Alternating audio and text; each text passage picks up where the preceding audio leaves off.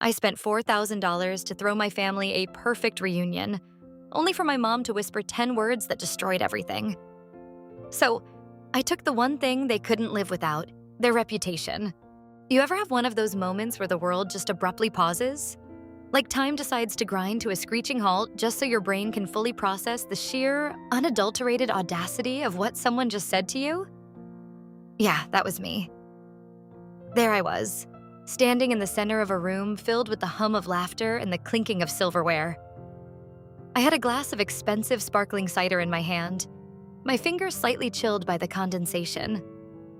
My cheeks were flushed, a mix of the warm evening air and the sheer exhaustion of 12 hours spent hanging fairy lights, arranging centerpieces, and running frantic last-minute errands to ensure everything was perfect. I was surrounded by 20-some family members I hadn't seen in years. People I had poured my heart, soul, and bank account into welcoming back into my life. And then, my mother leans over. She doesn't snap. She doesn't shout. She just leans in real soft, her breath smelling of peppermint and Pinot Grigio, and whispers, "You're not really part of this family anymore, Evan." Hey Reddit, I'm Evan. I'm 31 years old, and that sentence is the reason I haven't answered a single text, call, or carrier pigeon from my biological relatives in over a year. I'm not doing it because I'm petty. I'm not doing it because I'm some bitter loner. I'm doing it because sometimes when people finally stop wearing their masks and show you the rot underneath, you don't just sit there and take it. You act. You leave. You disappear. Let me back up a bit, because to understand the explosion, you have to understand the slow-burning fuse. I grew up in one of those close-knit families that are actually about as stable as a house of cards in a hurricane.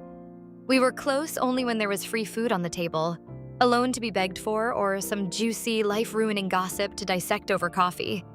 You know the type. The kind of people who give tearful, family is everything speeches at Thanksgiving, but if you actually needed a hand moving a couch or just a shoulder to cry on, suddenly everyone's calendar is booked solid for the next 3 years. My mother, Doreen, is the undisputed matriarch. She's strong-willed, opinionated, and borderline obsessed with the family brand. If you heard her talk about the Vaughn legacy, you'd think we were European royalty instead of middle-class suburbanites with a penchant for drama. My dad? He's a background character in his own life. He's the guy who nods and smiles, perpetually retreating into his newspaper or the garage to avoid the fallout of my mother's latest decree. He'd let the world burn if it meant he didn't have to argue with her. Then there's my sister, Nicole. She's 2 years younger than me, the perennial golden child, and the undisputed world champion of performative kindness. She has this practiced, sugary sweet smile that could melt butter. But make no mistake, there's a serrated knife hidden behind her back at all times. Nicole is the kind of person who could convince you to walk headfirst into oncoming traffic and somehow make you believe it was your own brilliant idea. Growing up, I was the peacemaker. That was my role. I was the one smoothing over the jagged edges of every holiday blowout, writing the heartfelt birthday cards when everyone else forgot, and scouring boutiques for gifts for out-of-town cousins that no one else bothered to acknowledge. I think, in my desperate, naive little heart, I believed that if I just tried hard enough, if I was the perfect son, the perfect brother, the perfect glue, they'd finally see me. Not just as a tool, but as a person. I wanted to be valued, not just utilized. But when I came out at 25, the atmosphere shifted. It wasn't a sudden storm, it was more like a long, cold winter settling in. No one screamed, no one threw me out on the street. It was much more insidious than that. A slow, methodical campaign of passive exclusion. Suddenly, my mom's weekly church lunches were always full. Nicole forgot to tag me in the family vacation photos she posted on Instagram.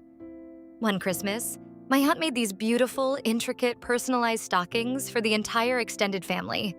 Every cousin, every spouse, even the new Labradoodle had their names stitched in gold thread. My stocking? It was a plain, scratchy red one from a drugstore. No name, no decorations, just a felt bag that screamed, "You were an afterthought." I noticed. My God, I noticed every single slight. But I swallowed the bitterness. I told myself they just needed time to adjust. I moved to the city a few years ago for a graphic design gig. It's not changing the world kind of work, but it pays the bills, keeps me creative, and I love it. I didn't visit often, but I was the one putting in the emotional labor. I called every Sunday. I sent the happy birthday texts. I offered help I couldn't afford to give. When Nicole had her first baby, I spent weeks designing a custom hand-drawn illustration of the baby's name and birth date, framed in a delicate, whimsical woodland theme. It was a piece of art. She never posted it. She never even sent a text saying it arrived. So, when the idea of a massive family reunion started circulating, I honestly didn't think I'd be involved. I expected a generic invite via a Facebook group. But then, out of the blue, Doreen called me. A real, honest-to-God voice call. That should have been my first red flag. "Evan, sweetie," she cooed, using that tone she usually reserves for talking to toddlers or people she's about to ask for money. I was just thinking, wouldn't it be just divine if we had a big family get-together to reconnect? Everyone's been so scattered, and it breaks my heart. I was skeptical, my internal alarm bells ringing, but a part of me, that stupid, hopeful part, said, "Sure, Mom, that sounds nice." "Wonderful," she chirped. "I thought maybe you could help organize it. You're just so creative." The way she spat out the word creative made me flinch.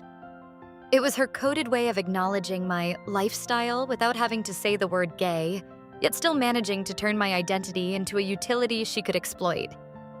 I let it slide. I wanted to believe this was a bridge being built. For the next 2 weeks, I went into full-on creative director mode. I didn't just help. I took the reins. I booked a stunning local venue, a lush garden draped in Edison bulbs, an elegant indoor hall for the catering, and a sprawling patio for cocktails. I hired a professional photographer to capture the legacy my mother loved so much. I designed custom laser-cut name tags with floral motifs and color-coded ribbons to represent the different branches of the family tree. I spent nights digitizing grainy old VHS tapes and faded Polaroids to create a massive, cinematic slideshow. I curated personalized gift bags for every single guest, filled with items that referenced inside jokes or cherished memories. I didn't want it to be a party. I wanted it to be a statement. I wanted to show them, through my effort and my art, that I loved them. I shelled out nearly $4,000 of my own savings. Rent, catering deposits, printing costs, it added up fast. And the whole time, not a single person offered to chip in. Not Nicole, not my parents, not the well-off uncles. They just watched the updates roll in on the group chat, heart reacting to my progress photos while I drained my bank account to build them a temple of family unity. I thought I was buying my way back into their hearts. I didn't realize I was just paying for the front row seat to my own execution. The sheer, casual audacity of it was what really twisted the knife. My mother didn't even have the decency to look ashamed. She acted as if my labor, my time, and my $4,000 were just a tribute I owed her. A tax I had to pay for the honor of being allowed back into her orbit for a few hours. "I trust your taste, Evan," she told me with a dismissive wave of her hand during the planning. "Just make it nice, okay? Nothing too flashy and nothing too, you know." I knew exactly what "you know" meant. It was her shorthand for "don't remind us that you're gay." I didn't fight her. I didn't even sigh. I just quietly deleted the vibrant rainbow-themed accents from my digital shopping cart and replaced them with safe, soulless, neutral linen runners.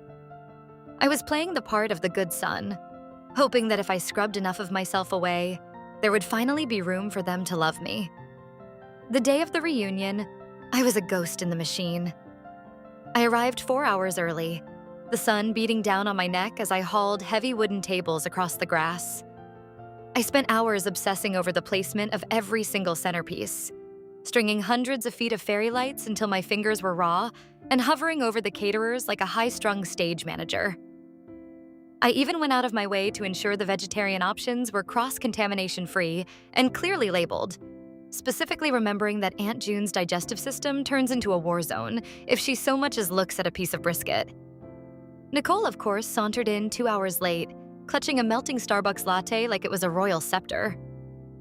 She looked around at the breathtaking garden setup, the result of my blood, sweat, and tears, and let out a patronizing little hum. "Oh, cute," she chirped, her voice dripping with that signature condescension. "I love how it's all so rustic Pinterest. I always knew you could make something decent if you actually tried." As the guests trickled in, I was the ultimate host. I greeted every long-lost second cousin with a genuine smile, handed out the personalized gift bags I'd stayed up until 3 a.m. packing, and cracked jokes to ease the inevitable family awkwardness. I even spent 20 minutes helping Aunt Rose navigate her walker over the uneven gravel path so she could see the flowers. Meanwhile, my mother flitted around the patio like a seasoned politician on a campaign trail, shamelessly soaking up every ounce of credit. "Oh yes, I just knew I had to make this happen," I overheard her tell a group of aunts. "Family is just so important to me." Not once did my name cross her lips. Not once did she acknowledge who had actually done the work. And still, I stayed silent. I wanted to believe that this perfect evening was my ticket back in. By 7 p.m., the sun had dipped low, casting a golden, honeyed glow over the yard. We'd finished dinner, played the games I'd organized, and survived the awkward small talk. It was time for the big moment. My dad tapped a silver spoon against his glass, the sharp clink, clink, clink cutting through the chatter. Everyone gathered under the canopy of twinkling lights I had hung. I'd just finished running the slideshow I spent weeks editing. A montage of 90s beach trips, messy graduations, and toothless baby smiles. People were actually tearing up. It was beautiful. For one fleeting, delusional second, I felt the warmth of belonging. That's when the floor dropped out from under me. My mother was standing right beside me, wearing her gracious hostess mask, smiling warmly at the crowd. She leaned in, her voice a soft, conspiratorial whisper, as if she were sharing a sweet secret. "You're not really part of this family anymore, Evan," she breathed, "but I do appreciate the effort you put into this. It really helped the night go smoothly." I froze. I actually stopped breathing. I blinked, waiting for the punchline, waiting for her to laugh and say she was kidding. But then I heard a muffled snort from my other side. Nicole was standing there wearing a smug "I told you so" smirk. "See?" she whispered under her breath, just loud enough for me to hear. "I told you he'd overdo it. He's always trying too hard to buy his way back." My heart didn't just break. It felt like it imploded. My face went from hot to ice cold in a matter of seconds. I looked around the circle of faces, desperately searching for an ally. I caught the eye of my Uncle Mike, the cool uncle who used to sneak me candy and tell me I was a good kid. He looked at me, saw the devastation written across my face, and then he looked away. He stared at his shoes and stayed silent. I stood there like a statue, clutching the bottle of expensive champagne I was supposed to pop to toast the family's future. In that silence, something inside me didn't just snap. It clicked. The gears shifted. The peacemaker died, and someone else took the wheel. I didn't scream, I didn't make a scene. I didn't give them the satisfaction of seeing me cry. I just placed the champagne bottle down on the table with a very deliberate, quiet thud. I turned around, walked into the house, grabbed my car keys and my designer weekend bag. I walked back out to the patio, found the high-end Wi-Fi speaker system I'd brought from my apartment, and calmly unplugged it. Silence fell over the yard as the music died. I didn't say a word. I just started methodically collecting my things. I moved like a machine. At first, no one really noticed. They were too busy laughing at some jab Nicole was making about city people and their fragile sensibilities. But when I reached over and unplugged the projector right in the middle of a video of my late Grandpa Joe doing the cha-cha, the heads started to turn. They say when the final straw breaks, it's not always a loud bang. Sometimes it's just the sound of a light switch being flicked off. It wasn't just my mother's words that destroyed me. It was the chilling normalcy of it all. To them, my exclusion wasn't a tragedy. It was a fact. They were just waiting for me to realize that I was the only one still holding onto a rope that everyone else had let go of years ago. I went into a state of pure, cold autopilot. It's the kind of calm that makes people shift uncomfortably because it doesn't fit the script they wrote for you. I started stripping the decor. The custom-printed table signs? In my bag, the photo wall I had spent 40 hours building from reclaimed wood. I started dismantling it. Even the mason jars with the fairy lights, the ones Nicole had mocked as so Etsy. I began gathering them up. "Hey, Evan, what are you doing? Are you done already?" My cousin Laura asked, blinking in confusion as I coiled up the heavy-duty extension cords I'd brought. "Just cleaning up, Laura," I said, my voice as flat and emotionless as a dial tone. Figured I'd get a head start. "Oh," she stammered, looking around at the darkening garden. You're not staying for dessert? Mom made her signature cobbler." I didn't answer. Behind her, I saw Nicole lean over to her husband and whisper something. He let out a sharp, mocking smirk, shaking his head as if I were throwing a tantrum. They thought I was being dramatic. They thought I'd be back next week, begging for an invite to Sunday dinner. They had no idea that as I packed the last of my things into my trunk, I wasn't just leaving a party. I was leaving them behind in the dark I had spent $4,000 to light up. My mother's face shifted into that familiar mask of polite irritation, the look she gives when a waiter brings the wrong vintage or when the help doesn't move fast enough. She realized the guests were starting to whisper, the ambient noise of the party dying down as I systematically dismantled the atmosphere I had built. She stepped into my personal space, her heels clicking sharply on the patio stones. "Evan, what on earth are you doing?" she asked. Her voice was light, airy, and curated for the benefit of any onlookers, but underneath it was a jagged edge of pure steel. She was trying to maintain the narrative, trying to frame me as the erratic one. "I'm taking back what I brought," I said. My voice was startlingly even, devoid of the tremor I usually felt when confronting her. "But the night isn't over. We haven't even served the cobbler," she hissed, that performative smile fixed on her face while her eyes remained cold and vacant. Looking at her then, I felt a strange, sudden clarity. The exhaustion evaporated. The crushing sadness I'd felt minutes ago sharpened into a cold, crystalline anger. It wasn't a screaming rage. It was the kind of quiet, deep-seated fury that settles into your marrow and turns your heart to stone. It was the realization that I had been auditioning for a role in a play that had already been cast without me. "It was over for me about 10 minutes ago," I told her.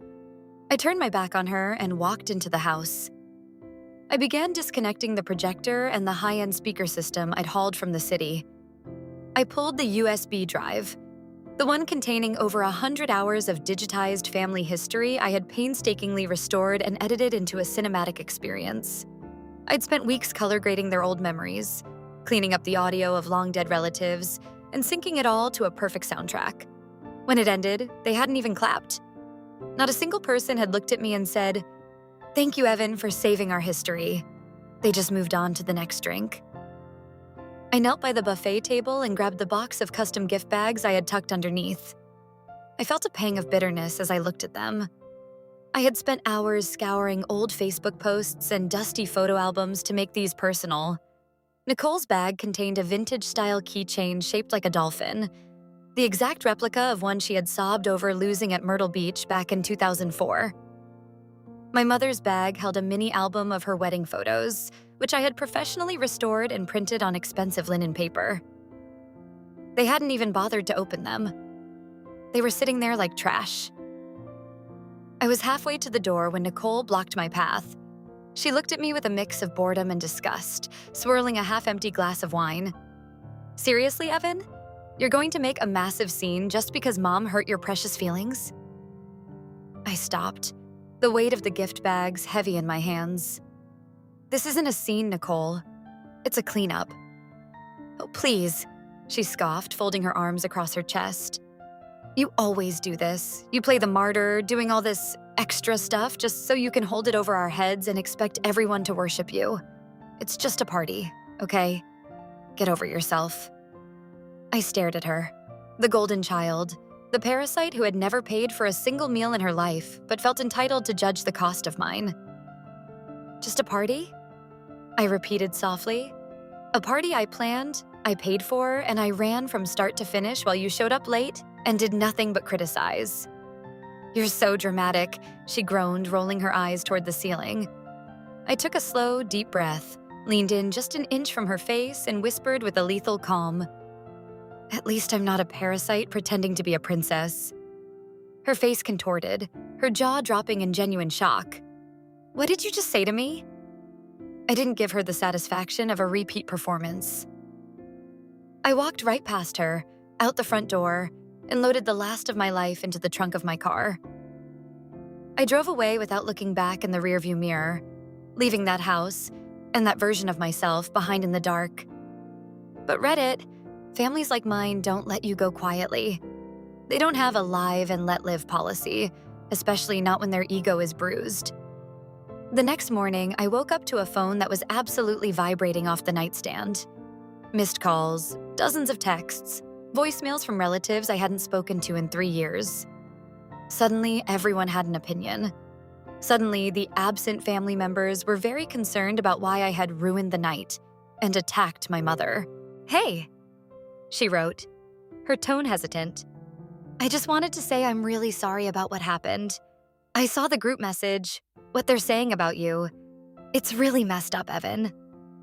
My heart did a slow, painful roll in my chest. "What group message?" I replied. She paused for a long time. I could see the typing bubbles dancing, and then she sent me a screenshot. It was a massive group thread involving Nicole, my mom, and at least a dozen other relatives. I, of course, was notably absent. The topic of conversation? Me. Nicole. He seriously thinks he's some kind of hero. He's been absolutely unbearable since he came out. It's like he needs a standing ovation just for existing. Mom. I gave him every chance to reconnect Nicole. I really did. He clearly doesn't want to be part of this family unless it's on his terms. Aunt June. Maybe he just enjoys being the victim. Some people are only happy when they're miserable. Nicole.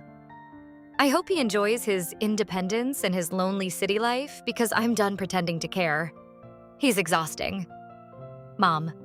Me too, honey. He made his choice. Let him sit in it and see how far his creativity gets him without us. There were pages of it. Screen grab after screen grab of petty jokes, snide remarks, and casual cruelty. There was even one where Nicole had taken a photo of the personalized gift bag I gave her. The one with the dolphin keychain that matched the one she'd cried over as a child, and mocked it. She called it gay Etsy garbage. I stared at those messages for a long time, the blue light of the phone screen searing my eyes. It wasn't just that they didn't appreciate me, it was that they genuinely enjoyed the act of tearing me down. They weren't confused, they weren't hurt, and they weren't trying to understand. They were deliberate. They were vicious, and they were entirely comfortable with their own malice. That was the moment something in me snapped. Not the loud, explosive snap that makes you scream at the top of your lungs, but the cold, quiet snap that makes you start making a list. I realized I had spent my entire adult life pouring my energy, my money, and my soul into a void. To them, I was a convenience. I was a servant with a wallet and a smile, an outsider they kept around to do the heavy lifting. But now? Now they were going to learn exactly what it meant to truly lose me. They thought I had left quietly. They thought I'd just packed up my candles and my mason jars and slunk away into the night to lick my wounds. They didn't realize that I never just give. I keep receipts, literally and figuratively. And what I was planning next? Well, let's just say they wouldn't be forgetting the Evan Vaughn legacy anytime soon. When you spend your whole life being the one who remembers every birthday, the one who answers the 2 a.m. crisis calls, and the one who is the first to arrive and the last to leave, losing your family doesn't feel like a clean break. It feels like a slow, agonizing death. It's not a sudden trauma. It's a chronic wasting disease. It creeps in and steals little pieces of your identity until you wake up one day and realize you're just a hollow shell of the person you used to be. The first few weeks after the reunion were quiet. Unnaturally, deafeningly quiet. There were no more passive-aggressive texts, no more reminders about upcoming events I was expected to fund, no more fake invitations to dinners where I was meant to be the invisible waiter. Just silence. You'd think that silence would feel like peace, but it didn't. It felt like floating in deep space, No gravity, no air, no anchor to keep me from drifting into the dark. I couldn't sleep. I'd lie awake and the slideshow would play on a loop in my mind. Not the one I'd projected, but the memories of making it. The hours I spent choosing the perfect songs. The photo of my mom and dad laughing on a beach in 1989, their skin tan, and their eyes bright with a happiness I now knew was a lie. Nicole's prom pictures. Baby videos of us in the bath. I had spent hundreds of hours scanning and restoring water-damaged photos that no one else in the family even knew existed. All of it felt so pathetic now. A desperate, one-sided performance for an audience that never intended to clap. Worse than the betrayal was the bone-deep emptiness that followed. I stopped going to the gym. I stopped answering texts from my actual friends. My apartment, usually my sanctuary, started looking like a disaster zone. Half-unpacked boxes from the reunion sat in the hallway like tombstones. Dishes piled up in the sink. Even my houseplants, the ones I normally fussed over and babied, were starting to brown and wilt at the edges. I'd wake up around 11 a.m., stare at the cracks in the ceiling, and ask myself the same soul-crushing question over and over. Was it really that easy for them to forget me? And every single time, the silence answered back. Yes. I didn't tell anyone how dark things had gotten. Not even Leia. Leia is my best friend, my soul sister. We met back in college in an art history class that we both absolutely loathed but suffered through because we heard it was an easy A. She's the only person who truly knows where all my metaphorical bodies are buried. And right now, I wasn't ready for her to see me this broken. Leia is the kind of person who doesn't just walk into a room, she becomes its gravitational center. She's loud, radiant, and carries a brand of chaotic warmth that can thaw even the coldest depression. She knew I was spiraling. Of course she did. She has a literal sixth sense for my bullshit. For weeks, I'd been brushing her off, hitting her with the classic, "I'm just swamped with work," or, "Yeah, I'm totally over the reunion drama, seriously." She didn't buy a single word of it. About a month after the night the world ended on my mother's patio, Leia decided she'd had enough of my radio silence. She let herself into my apartment using the spare key I'd completely forgotten she still had. I was a pathetic sight, slumped on the couch in a shirt I'd definitely worn for 48 hours straight, mindlessly shoving cold, soggy fries into my mouth while a documentary about deep-sea squids played to an empty room. She stood in the doorway for a long beat, her eyes scanning the wreckage of my living room. The half-empty takeout containers, the layers of dust, the sheer aura of defeat. She didn't lecture me. She didn't tell me to snap out of it. She just walked into the kitchen, rolled up her sleeves, and started washing the mountain of crusty dishes in silence. After the clinking stopped, she poured 2 generous glasses of Malbec, sat down next to me, and said softly, "You're grieving, Evan." I let out a sharp, jagged laugh. It wasn't because I thought she was joking. It was because the truth of it hit me like a physical blow to the chest. It was the most honest thing anyone had said to me in years. "I don't even know what I'm grieving," I whispered, my voice sounding thin and foreign to my own ears. "It's not like they were ever good to me. They were always like this. I should have known better." "Yeah," she replied, nudging my shoulder with hers. "But you kept hoping they'd change. You were grieving the family you deserved to have, not the one you actually got. That's the part that leaves the scar." I couldn't even look at her. I just stared at the television screen as my throat tightened into a painful knot. "You know you don't need their permission to be worthy, right?" she added. "That's the thing, Leia," I said, my voice finally cracking. "I think I did. Or at least I acted like it. Every holiday, every $4,000 party, every time I stayed late to fix their messes. I wasn't just being a good son. I was trying to buy my way into the room. I was trying to pay a debt I never even owed." Leia looked at me for a long, quiet moment before setting her glass down.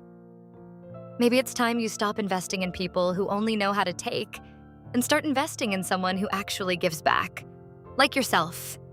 The next morning, I did something radical. I made my bed. To anyone else, that sounds like a meaningless, trivial task. But if you've ever been in that dark, hollow place where the simple act of existing feels like hauling lead uphill, You know that making your bed is a goddamn victory. It was a signal to the universe and to myself that I was still in the fight. It meant I cared enough about the future me who would be crawling into those sheets tonight to make his life just 5% easier.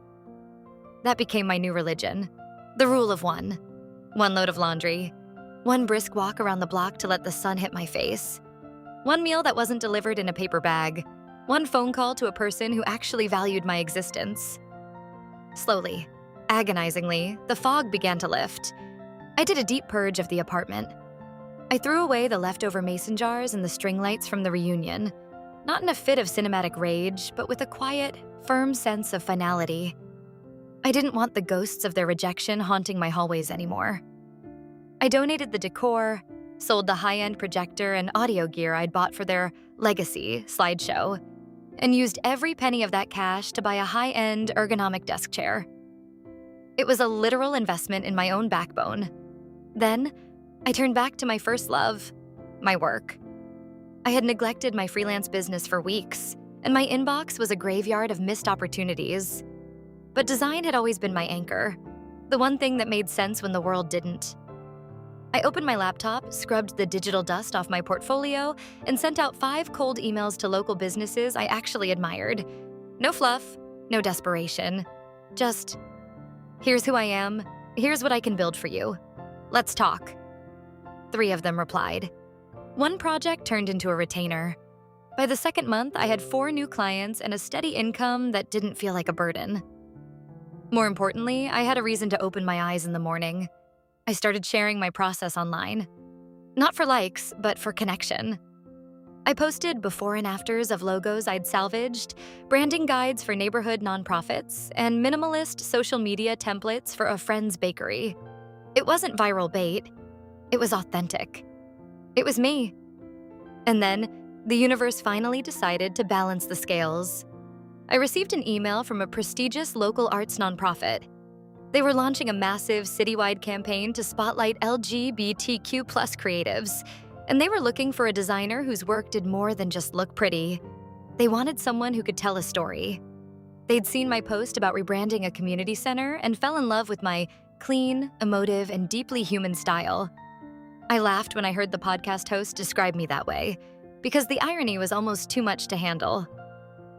For 31 years, I had performed backflips and staged elaborate productions just to get my own blood and bone to see me. And now, complete strangers were seeing me more clearly and more deeply than my own mother ever had. Leia, of course, was my ride or die through all of it.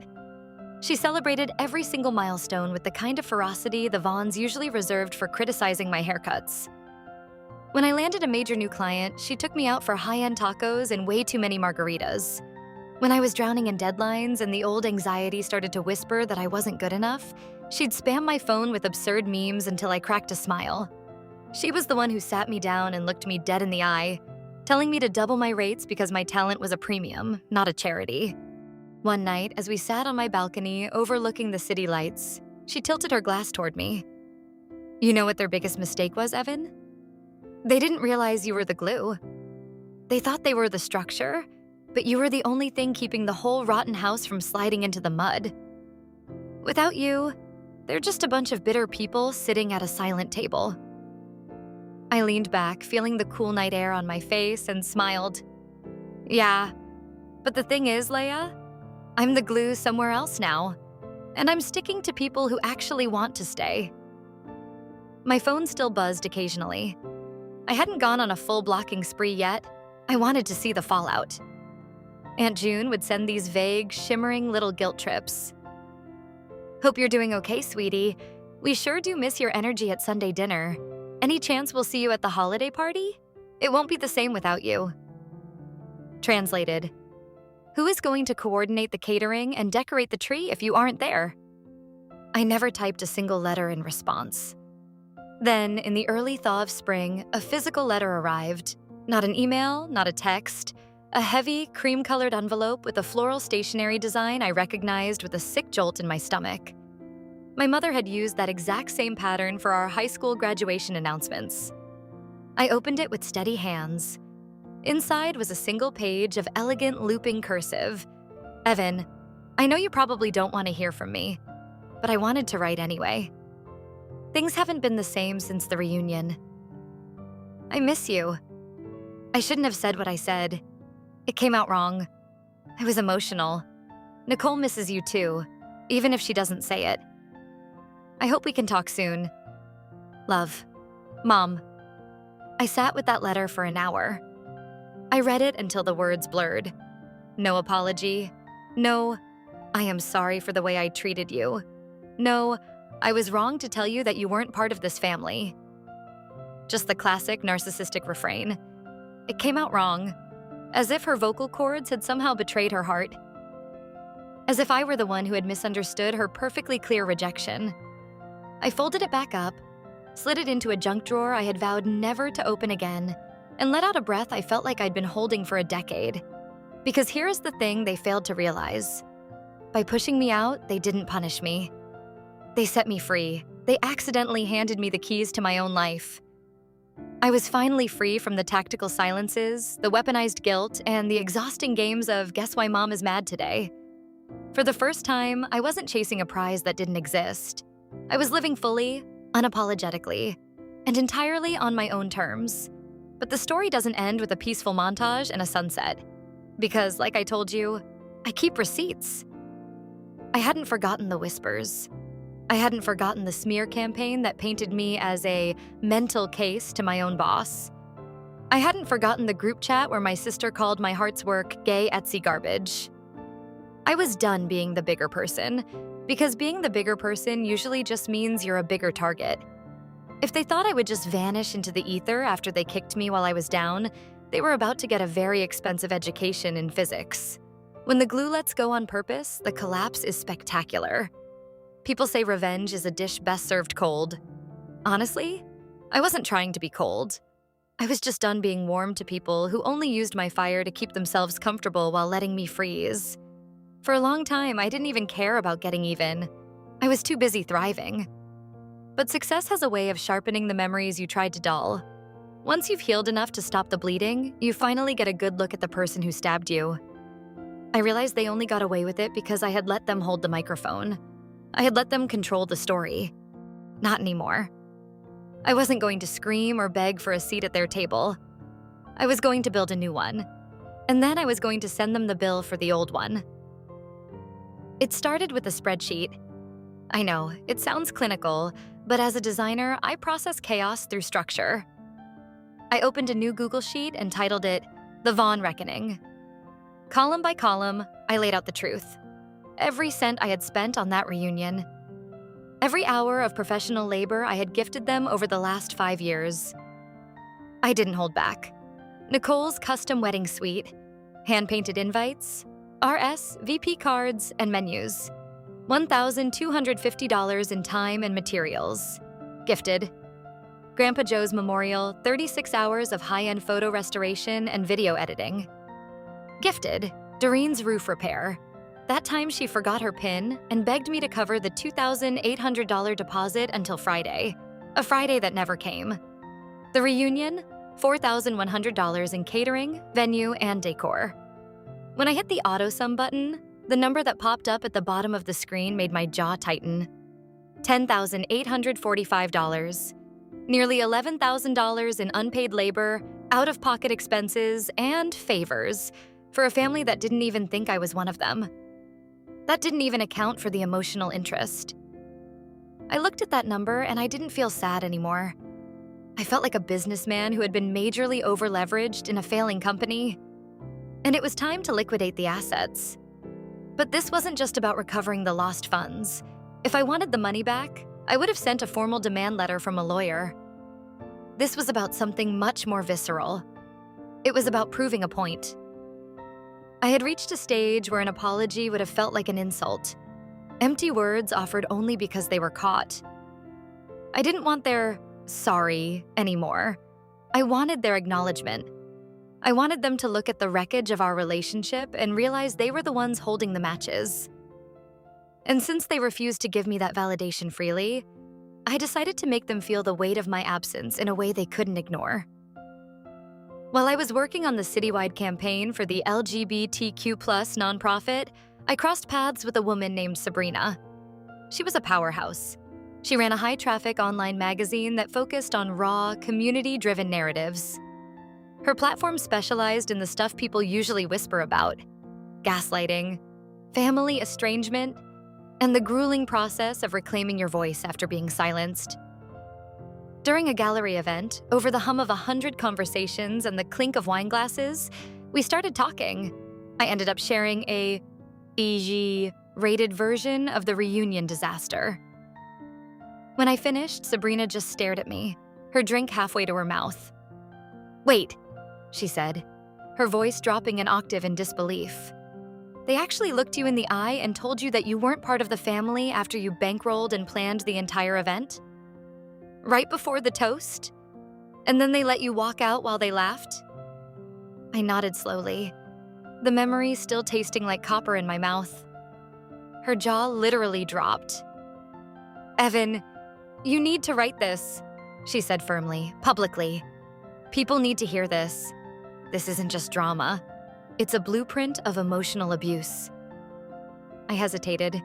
My stomach did a nervous flip. "I'm not trying to go viral, Sabrina. I don't want this to be some pathetic pity piece where I'm crying for attention." "It won't be," she countered, her eyes locking onto mine. "Not if you tell it exactly as it happened. You don't even have to use their real names. But there are thousands of people out there who feel like they're losing their minds because their families do this exact same thing to them. If you put your truth out there, you might be the person who finally makes them feel sane." That night, I didn't sleep. I sat at my new desk, the one I'd bought with the reunion refund money, and I started typing. I didn't just write about the party. I wrote about growing up in a house where a smudge on the window was treated like a moral failing, because what would the neighbors think? I wrote about being the kid who was told he was too sensitive every time a cruel joke made him cry. I wrote about the day I came out and watched the warmth vanish from my mother's eyes, replaced by a cold, transactional tolerance, like I was a piece of furniture that had suddenly gone out of style. I wrote about the years of performing, of overgiving, of trying to earn a love that was always behind a paywall. It took me 3 weeks to get the tone right. I didn't want it to sound like a temper tantrum. I wanted it to be a post-mortem. Honest, but not screeching. Emotional, but grounded. I sent the final draft to Sabrina, and she published it under a pseudonym, The Ghost at the Family Table. I didn't tag a soul, I didn't share it on my main Instagram or Facebook, I just let it sit there. But the internet is a strange, sentient beast. It has a way of finding the stories that carry the most scars. Within 48 hours, the piece was everywhere. It was being shared in support groups, on Reddit threads, and in therapists' newsletters. Thousands of shares, hundreds of comments from people telling their own stories about families who try to erase them. Then, the momentum hit a boiling point. A major self-help influencer with millions of followers reposted the essay with a caption that went viral.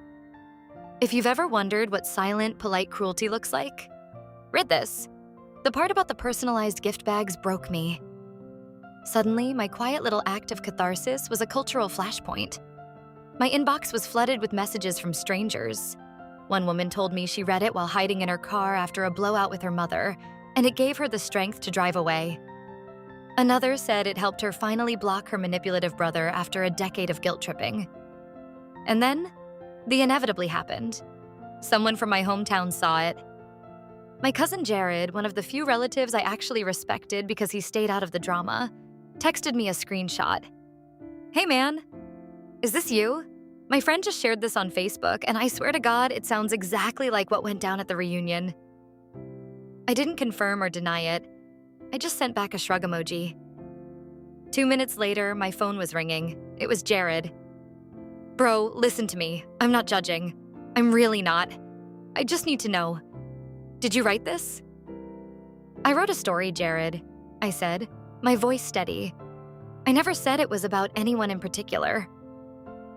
Jared was quiet for a long beat. I could hear him sigh on the other end. "I always knew what happened to you was messed up, Evan, but I didn't realize it was that bad. I didn't know she whispered that to you. I'm so sorry, man. I should have stood up. I should have said something that night instead of just watching you walk away." That moment, that was the spark. For the first time, someone from the inside had admitted the truth. The gaslighting was failing. And once Jared cracked, the levee broke. Over the next few weeks, I received DMs from 3 other cousins. One of them, a girl I barely knew from my dad's side, told me she had always felt the coldness directed at me and was ashamed she'd stayed silent. They all apologized. But the absolute cherry on top was Nicole's former college roommate. She'd followed me on Instagram for years because she liked my design work. She reposted the article to her story and tagged my professional account publicly with the caption, "So proud of this guy for finally telling his truth. Everyone needs to read this." The veil of anonymity wasn't just slipping, it was being shredded. I didn't do anything to stop it. In fact, I leaned into it. Because by now I had transitioned from healing to executing. See, that reunion hadn't just been a party. For me, it had been a production. I had hundreds of photos, high-resolution candid shots, posed family portraits, and even recorded mini interviews I'd done with the older relatives for the slideshow. I had the Vaughn legacy backed up on a secure cloud drive, and I was about to show them exactly what happens when the person who curates your image decides to show the world the unedited version. I hadn't looked at those photos since the night I drove away in a haze of tears and fury. But now, sitting in the blue light of my studio, I went through them with the surgical precision of a forensic investigator. I studied every expression, every lighting setup, every fleeting moment captured by the high-end lens I'd paid for. And that's when I saw it, the smoking gun. In the final batch of candids taken seconds before the toast, there was a shot of me and my mother. My Uncle Barry is standing just a few feet behind us, leaning in with a champagne glass. The angle was hauntingly perfect. You couldn't hear the poison she whispered into my ear, of course, but the physical evidence was undeniable. You could see the exact microsecond my soul shattered. The subtle, agonizing drop in my smile, the way my shoulders hunched as if I'd been struck, and the sheer cold tightness in my jaw. And there, 2 inches to the left, was Nicole, wearing a smirk so smug it looked practiced. It was all right there, the anatomy of a betrayal. I didn't post them to social media. Not yet. Instead, I compiled those photos into a sleek, password-protected private gallery. I added high-res shots of the untouched decor, the pristine gift bags sitting like trash under the tables, and a still frame of the 50-hour slideshow no one bothered to acknowledge. I didn't write a manifesto. I just wrote the facts as captions. Custom gift bags for each family branch. None were opened. This slideshow took 50+ hours of restoration and editing. No one clapped. This moment, captured at 7:04 p.m., is when I was told I am no longer part of this family. I sent the link to exactly 4 people, the 3 cousins who had DM'd me and Jared. I didn't ask for a revolution. I didn't ask them to take sides. I just said, I thought you should see the night from my perspective. The fallout was instantaneous. Within 48 hours, the family grapevine was screaming. Apparently, Jared and the others didn't just look. They confronted. They went straight to Nicole and my mother. One cousin actually stood in my mother's kitchen and asked her point blank what she meant by telling her son he wasn't part of the family. My mom, true to form, denied everything. She played the victim, weeping about how I was manipulating the narrative and twisting a mother's words. But here's the thing about gaslighting. It only works in the dark. Once you shine a spotlight on it, the shadow disappears. The truth had legs now, and it was running through the whole extended family. Still, validation wasn't enough. I wanted accountability. Real, tangible, it hurts your wallet accountability. See, for years, I had been the family's free creative agency. I'd designed wedding suites, fundraiser flyers, church gala programs, and business logos for everyone from Aunt Rose to Nicole's college friends. I still had the raw PSD files. I had the email threads where they barked orders at me. I even had the signed contracts that some of them had conveniently forgotten to honor. I wasn't going to sue them for emotional distress. I was going to collect on their debts.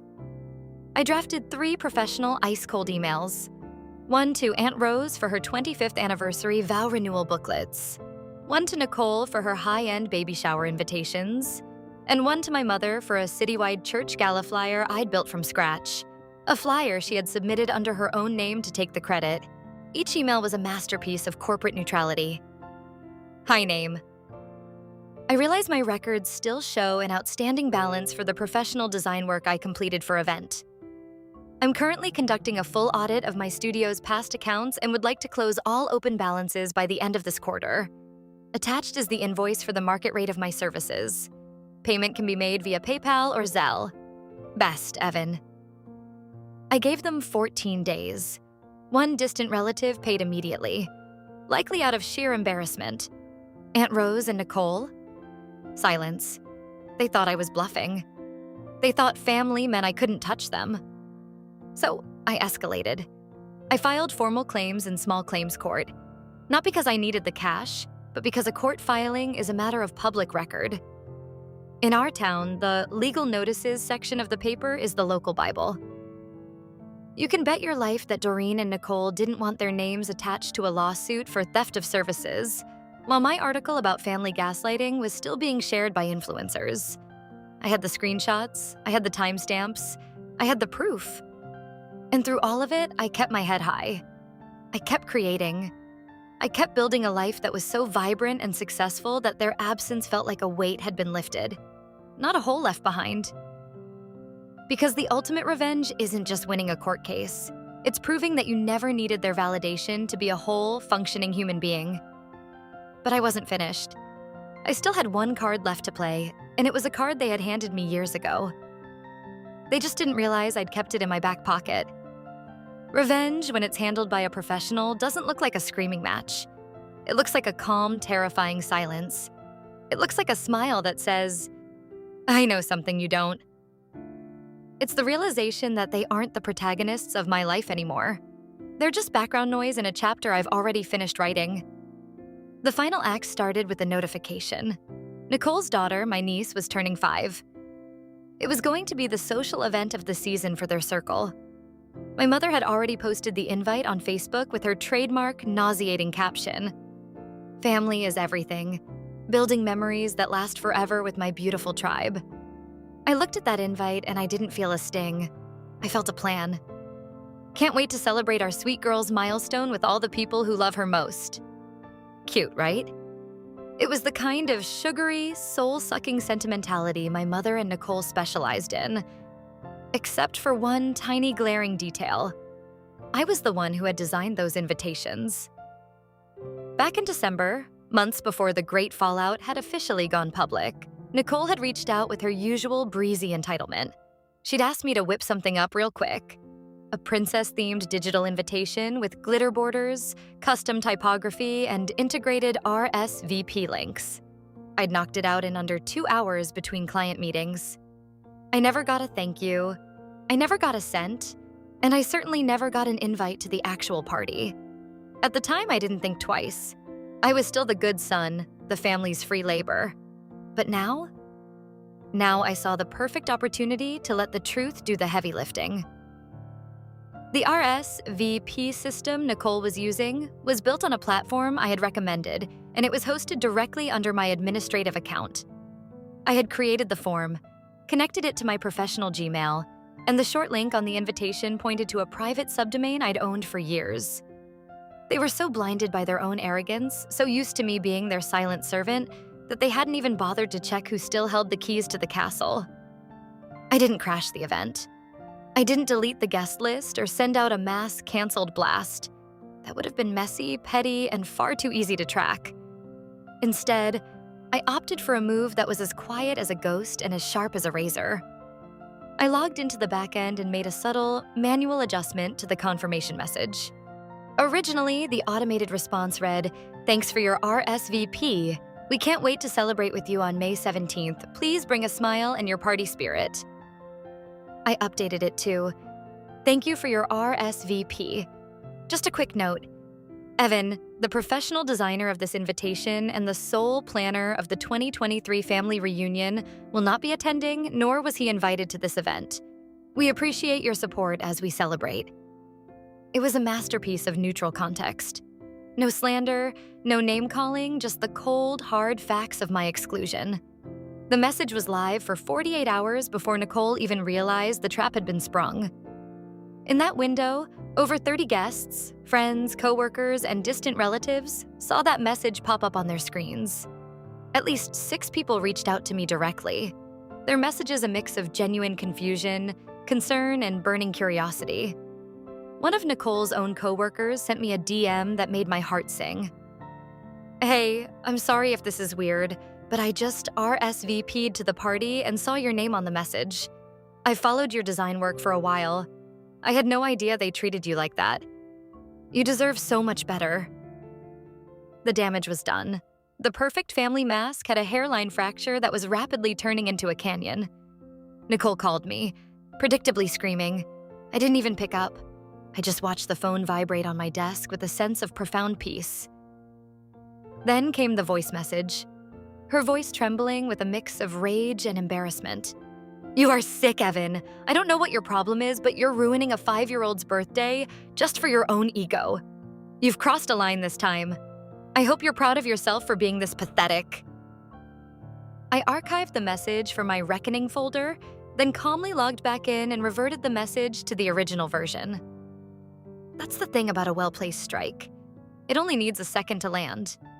Once the truth sticks to people like tar, you don't need to keep pouring. But that wasn't the final blow. No, the killing stroke came from the most unexpected source, my mother's own church. Remember that high-end gala flyer I made for her? The one she'd handed over to the committee under her own name? Well, it turns out the church had been nominated for a major regional award within their diocese, specifically because of that campaign's visual impact. The outreach numbers were record-breaking, the branding was gorgeous, and the bishop himself had taken notice of the professionalism of the parish. My mother was living her best life.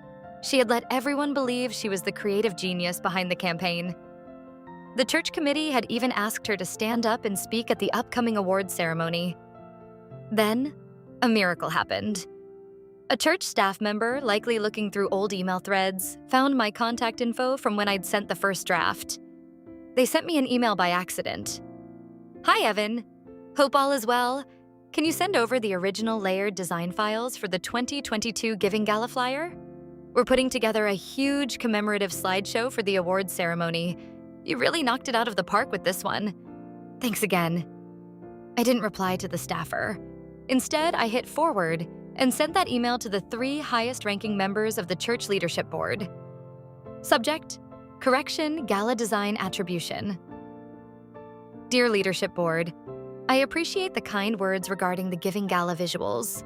However, I feel it is professionally necessary to clarify that the design in question was created entirely by me, Evan, last name, as a personal favor to my mother, Doreen.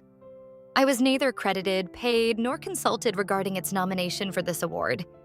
Please ensure that the correct attribution is used in all official records and presentations moving forward. Sincerely, Evan. I attached the original layered Photoshop files my mother couldn't possibly possess, and a time-stamped screenshot of the email where she had explicitly asked me to fix her mess and make the flyer look professional. The leadership board replied within 24 hours, their tone a mix of deep Christian mortification and professional panic. They were profusely apologetic. They assured me the records would be corrected immediately. I wasn't in the room when my mother was told she wouldn't be speaking. I wasn't there when they replaced her name with mine on the official program, but I didn't need to be. The silence from her end was the loudest applause I'd ever received. Thank you for staying with me until the end. I'd love to hear your thoughts on this in the comments. Don't forget to like this video and subscribe for my channel. Your support means everything. See you in the next one.